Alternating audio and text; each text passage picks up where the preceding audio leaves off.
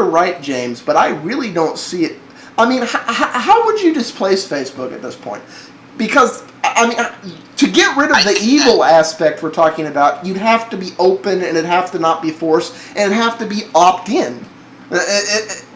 And, I mean, would people really opt in? It's what I'm seeing. I'm seeing that people generally don't like Facebook. They go on it a lot. They don't like it. People like Gmail. People like Google. They use it because they prefer it over the alternatives. Well, what's the valid alternative to Facebook? And there really isn't one. I think that a lot of it has to do with what's trendy and cool. And, you know, MySpace used to be very cool, and now Facebook's very cool, and MySpace is very uncool. Now, I think that Google or Microsoft or AOL or whatever can't make another social network that'll be popular because it will inherently not be cool because it'll be by some big company. So I think what has to happen is it just has to have another thing that comes out of some, you know, person in college who makes this, and it'll become popular, and, you know, it'll grow like a wildfire, like both MySpace and Facebook did, and there you go. Yeah, but I mean, I'm just seeing the momentum. I'm seeing people that I don't like Facebook. I'm seeing people who do not like what it does to your privacy, but they simply cannot go without it because everyone is on it. I do just fine without it. I have this thing called a phone. You can talk to me. I have this thing called email that forwards to this thing called a phone. You can get a hold of me. In my case, at least, that is not an option with a number of the people with whom I'm connecting over Facebook, because I've been moving around and just collecting people into that network before it went rogue, and so that's the only lifeline that I have to a number of the people that I know. That's part of the reason why, if I were to completely get rid of Facebook, it would be social herring. And y'all, well, no, see, here's, okay, I don't know where James went. Oh, there he is. Here's the rub with the whole Facebook thing.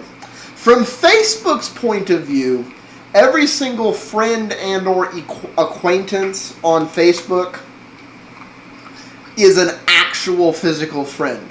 And I think what you're talking about is a lot of these people are people you want to keep up with, but you don't necessarily want to give your phone number or actual email, or like they're internet friends, or they're the other kind of friend, but they're not like somebody you'd invite to Thanksgiving if they were home alone, or yada yada and so forth type friend.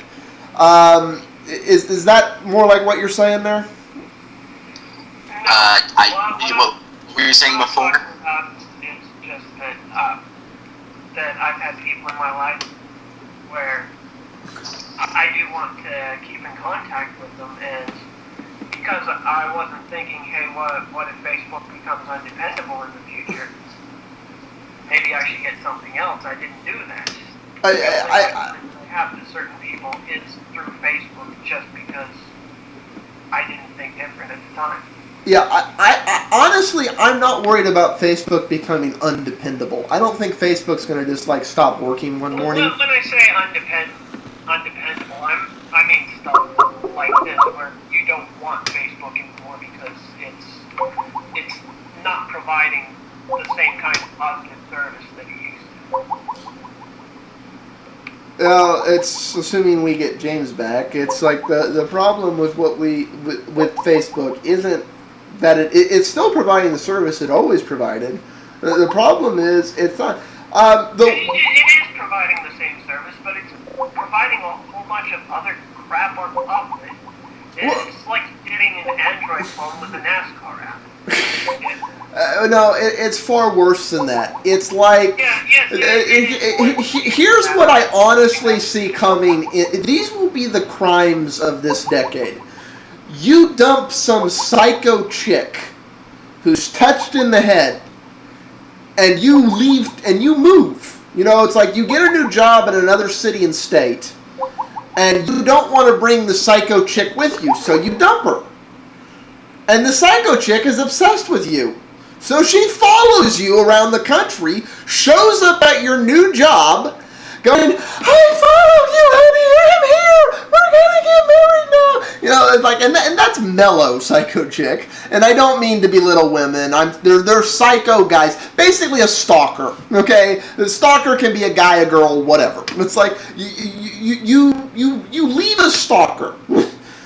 And the stalker will use Facebook to stalk you because Facebook makes it easy for them. And anybody who wants to stalk or find people that don't want to be found will be found through Facebook.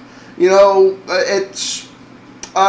this has actually already happened a couple of times in this decade, in which people's houses have been broke into because through data available on Facebook, they were able to know when it was safe to break into the house and not be seen.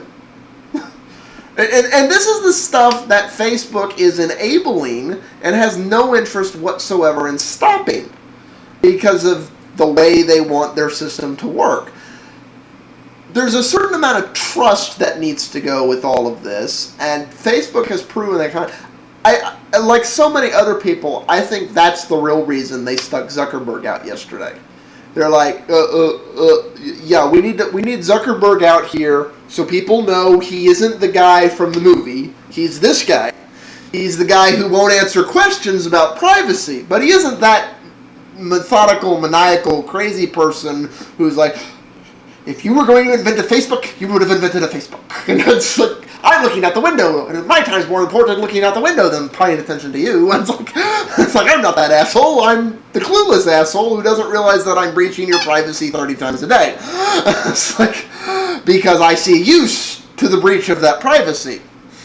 And I don't think Facebook has any malevolence about this, per se. I think they just don't realize the sheer amount of raw abuse they're enabling. Or do you think they're doing it on purpose? Maybe they realize that they're enabling all this nefarious stuff. I think Zuckerberg is clueless socially.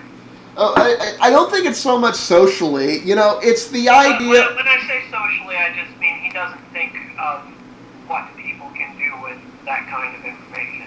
He thinks that it's completely safe, and he's closed-minded in that aspect. Well, see, it's the same logic for anybody here who's good at picking locks. It's like when your neighbor locks themselves out, the first thing you tell them is, okay, don't freak out when I show you how easy it is to get in your place. Because they're under the illusion. Yeah, like they're under the illusion that the fact that they've locked all the doors and windows means nobody can get in their house. And that's a load of bullshit. It's like, and 9 out of 10 houses in America, that's a load of bullshit. And it's the same thing with the information Facebook's making accessible. You have to take off your white hat and put on your gray and black hat and look at it from the point of view of, my intention is to royally fuck somebody. Do I have everything I need here? And that's a rather cynical eye to look at the world. And I don't blame Zuckerberg or the people making the decisions at Facebook for not wanting to look at the world that way. Yeah, to be honest, if you do look at it completely from that way, then you end up with something like the GSA and Pac-Man. Which, by the way, does absolutely nothing to prevent terrorism. It's like, but yeah, it's like that's the thing. But if this would be fixed easily by just reversing whether it's opt out or opt in.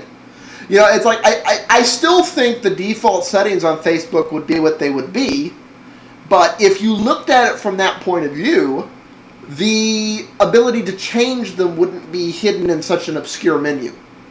You know, like when you set up your account, it would say, these are the default settings. And they'd flash there in front of you. And there'd be stars by the ones that have privacy concerns. It's like, why this will decrease the number of Facebook services, you may wish to turn these off. and leave it up to the end user. Therefore, they've been forewarned, and if they're still doing stupid shit, they're still doing stupid shit, but they've been forewarned. And people, 9 out of 10 people would still do stupid shit, but it's a different frame of mind from looking at the world.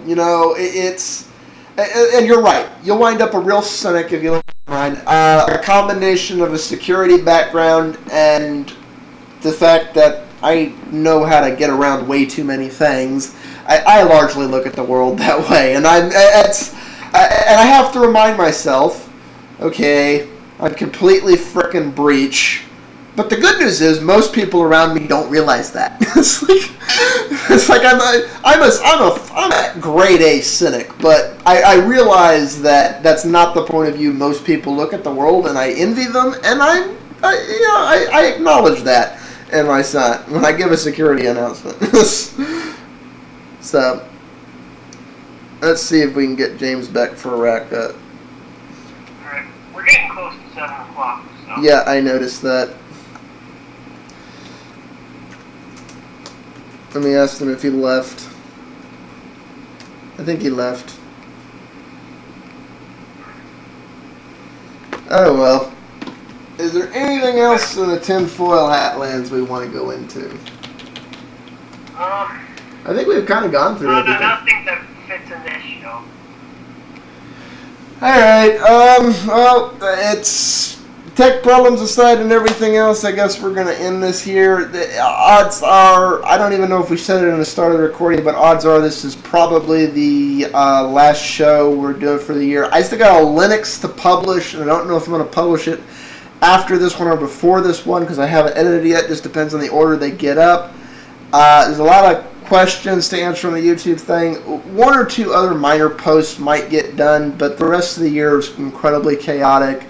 Things here will probably resume somewhere between mid-January and early February. Yeah,